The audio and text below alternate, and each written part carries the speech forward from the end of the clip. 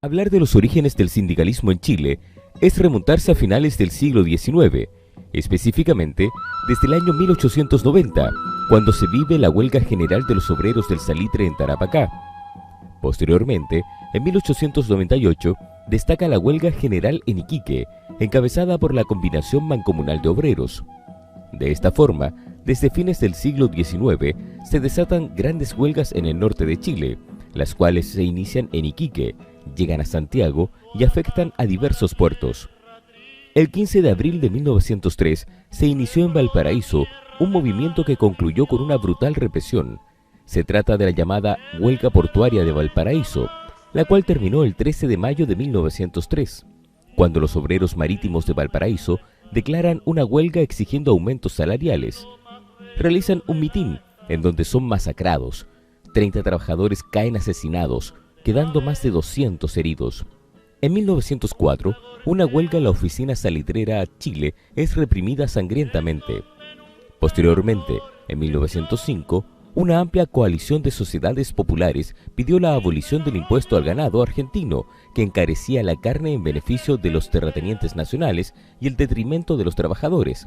El gobierno de Germán Riesco responde con una matanza.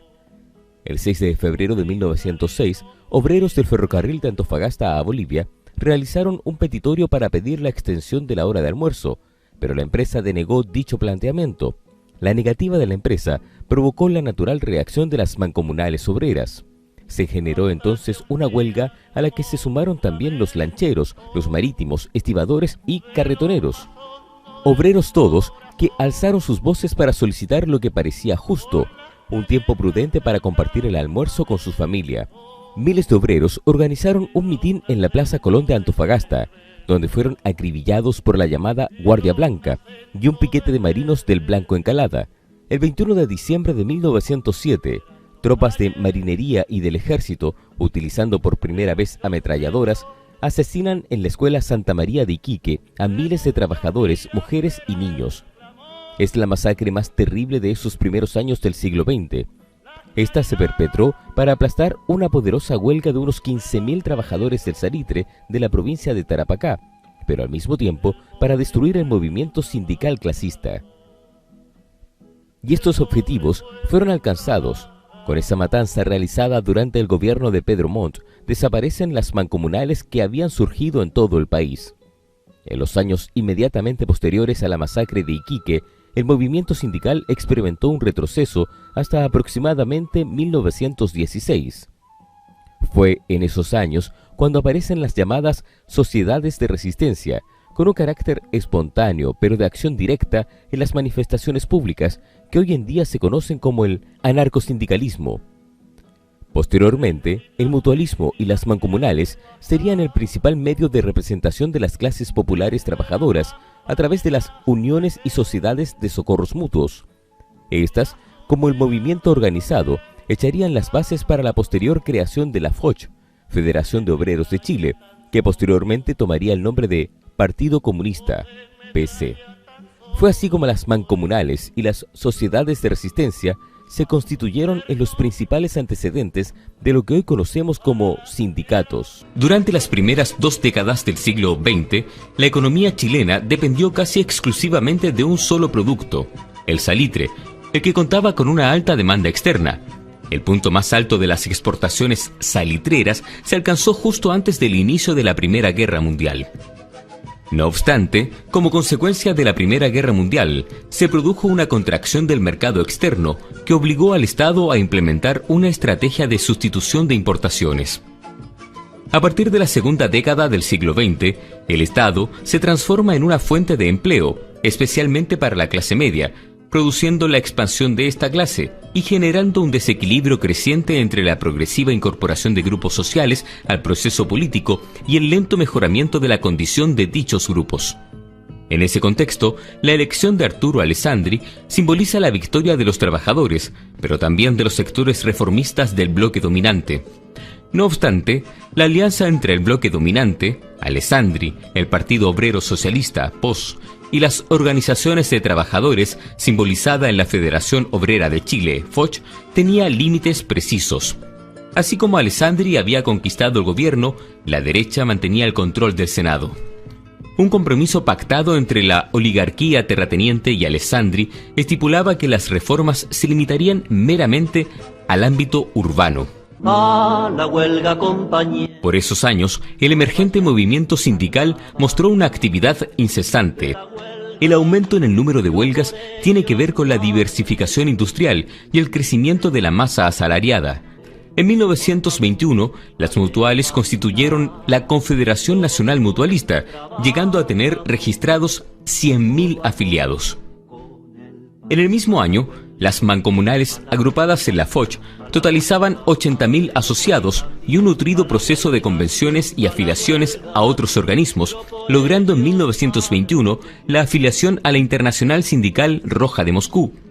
En ese periodo, el POS fue el partido con mayor influencia sobre la Foch. En 1922, el POS se transformó en el Partido Comunista. Alessandri asumió el poder con la ayuda de los trabajadores, pero en muy contadas ocasiones gobernó con ellos o para ellos. Su concepto de la política de masas solo se limitaba a la movilización electoral, cuestión que se demostró cuando el Congreso obstruyó sus proyectos de ley. Tanto el Ejecutivo como la oposición buscaron zanjar sus diferencias apelando a un referente externo, los militares. La legislación laboral de 1924 fue aprobada por la fuerza y la amenaza. Un año después, se aprobó la Constitución de 1925, que solamente se aplicaría a contar de 1932. La nueva Carta Fundamental daba al Estado mayor poder sobre la propiedad privada, además de elegir en forma directa al presidente de la República.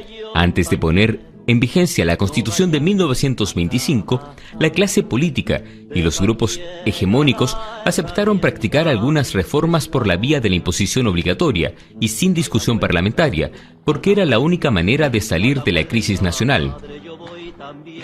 Entre la dictadura de Ibáñez y la República Socialista se decretaron reformas y códigos largamente esperados y se introdujeron cambios conversando con las bases gremiales. Por ejemplo, en 1931 se dictó el Código Laboral. Pero la dictadura de Ibáñez se propuso disciplinar a la sociedad, exilió a líderes partidistas de todas las clases sociales, persiguió y encarceló a dirigentes sindicales y clausuró locales y periódicos de las organizaciones obreras. Debido a la represión y apoyo selectivo, en el periodo 1924 a 1932, el desarrollo del movimiento sindical y de los trabajadores queda en segundo plano en relación a su capacidad de influir en las políticas de gobierno. En 1930 se vivió la llamada crisis del capitalismo, la cual afectó fundamentalmente las exportaciones de materias primas y en particular al salitre.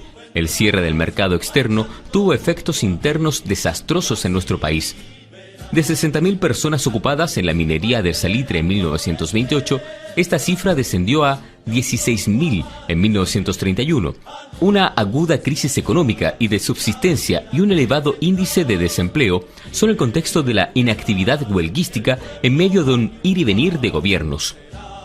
Posteriormente, con el retorno de la normalidad democrática en 1932, se tolera la formación de sindicatos, pero se mantiene la prohibición de huelga. En 1936 se constituye la Confederación de Trabajadores de Chile como consecuencia de la huelga ferroviaria de ese año. A partir de 1932 se produce una alianza entre la izquierda parlamentaria y el movimiento sindical. Los vínculos entre el movimiento sindical y los partidos de izquierda serán un asunto de primera magnitud a contar de 1938, luego de una estrecha victoria en las elecciones presidenciales de ese año del Frente Popular que asume la conducción del gobierno. Pese a que los líderes sindicales no obtuvieron puestos de importancia en el nuevo gobierno, la Confederación de Trabajadores de Chile creció en decenas de miles de nuevos asociados. Se estaba produciendo una rápida institucionalización del movimiento sindical y de los trabajadores. En 1938, los sindicatos más antiguos reconquistan el derecho a huelga. A contar de ese momento, sobreviene un período de gran actividad sindical. Esto demuestra la emergencia de un nuevo tipo de sindicalismo inserto en la mayor extensión del desarrollo industrial y en el modelo de capitalismo estatal. La Confederación de Trabajadores de Chile se mantuvo fiel a su apoyo al Frente Popular. Es esta alianza la que finalmente conducirá a que la CTCH se divida en 1946. En el fondo, la lucha ideológica entre socialistas y comunistas apuntaba al direccionamiento del movimiento sindical. En 1946, y con motivo de la huelga de algunas oficinas salitreras, las contradicciones en el Frente Popular y la CTCH se agudizaron e hicieron crisis. El paro general del 30 de enero de 1946 fue el único convocado por la CTCH y resultó un fracaso, mientras los comunistas y una fracción de los radicales denegaron su participación en el gabinete ministerial. Los socialistas aceptaron. A cambio de su participación se logró derogar el estado de sitio decretado a comienzos de la huelga y obtener la personalidad jurídica para los sindicatos salitreros.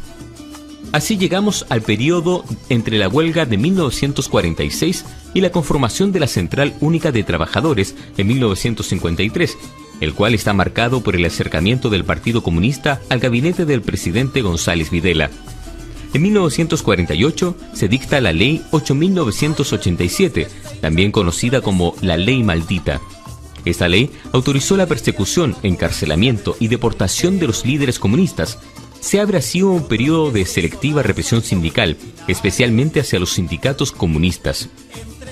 En el periodo 1946-1953 se fundaron numerosas organizaciones sindicales de obreros y empleados. Este lento proceso de agrupación sindical condujo a la formación de la Central Unitaria de Trabajadores en 1953, teniendo como figura a Clotario Blest. Posterior a la creación de la CUT en 1953, durante el gobierno de Ibáñez, se produjo una crisis inflacionaria frente a la cual los partidos de gobierno propusieron autorizar un reajuste del 50% del costo de la vida y se instituyó el salario mínimo. Mientras la inflación decaía, el desempleo aumentaba. Los últimos meses del gobierno de Ibáñez transcurrieron en medio de una alta inflación y bajo desempleo. Se llega así al paro general del 7 de julio de 1955, que se constituyó en un hito en el movimiento sindical. Uno de los antecedentes fue una campaña organizada por la CUT en pro de una bonificación a todos los trabajadores como una forma de paliar los efectos de la inflación sobre el poder adquisitivo. Esta acción congregaría a todos los sindicatos, contando con la adhesión tanto de sindicatos de obreros como de empleados. Los objetivos de este movimiento incluían peticiones económicas, previsionales y políticas.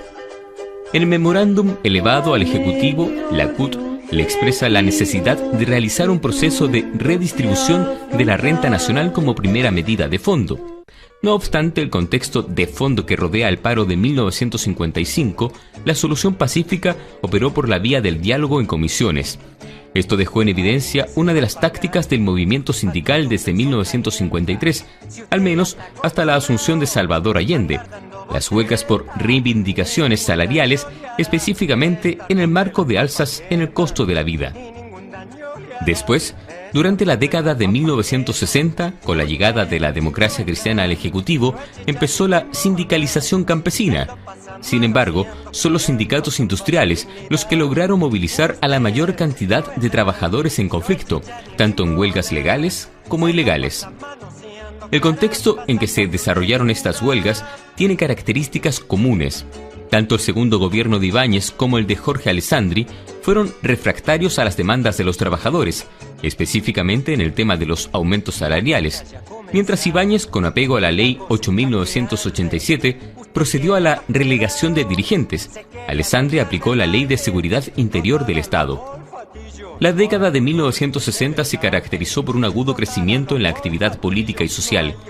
En 1965 había 2.059 sindicatos con 292.661 socios, mientras en 1970 la cifra de sindicatos era de 4.511 con 551.086 socios.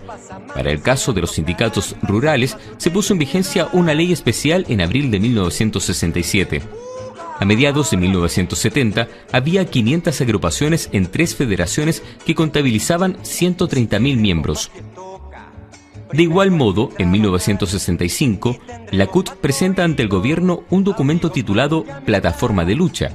Esta es la petición de un conjunto de derechos salariales, previsionales, de vivienda, salud, trabajo, sindicalización y reivindicaciones para los campesinos, con especiales referencias al latifundio y a las tierras enajenadas a los indígenas. En 1968, la Central Única de Trabajadores, en su último congreso antes de las presidenciales de 1970, planteó el lema de Unidad para el Cambio. Con la llegada de Salvador Allende al gobierno, se firmó un acuerdo de mutua cooperación con la Central Única de Trabajadores. La inclusión de la CUT en el gobierno de la Unidad Popular generó inmediata oposición en el Congreso. El 12 de mayo de 1971, Allende firmó un proyecto de ley en que se le concedía legalidad a la CUT y suministraba los métodos adecuados de financiamiento. Esta incorporación al aparato de planificación del Estado, tal como se entiende, implicaba que en la planificación centralizada de la economía, los sindicatos representados tendrían que velar porque en las empresas se desarrollaran los planes de producción fijados.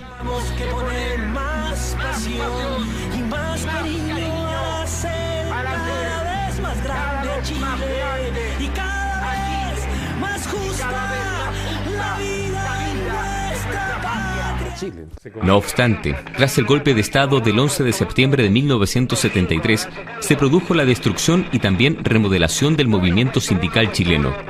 El golpe de Estado evidenció la debilidad estructural del movimiento sindical y de los partidos políticos del bloque de gobierno.